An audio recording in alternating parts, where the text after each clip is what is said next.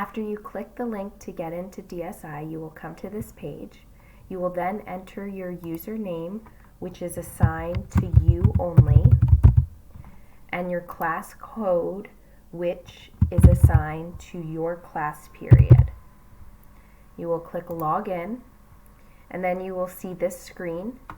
The only thing that you need to do today is click Take Pre-Game Test before you play DSI.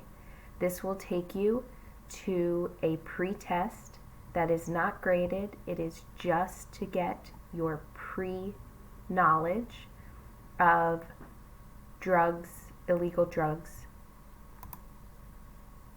Once you are here, you will take the test. You will click through 25 questions. At the completion of this test, you will submit your answers, and then you will log out of DSI.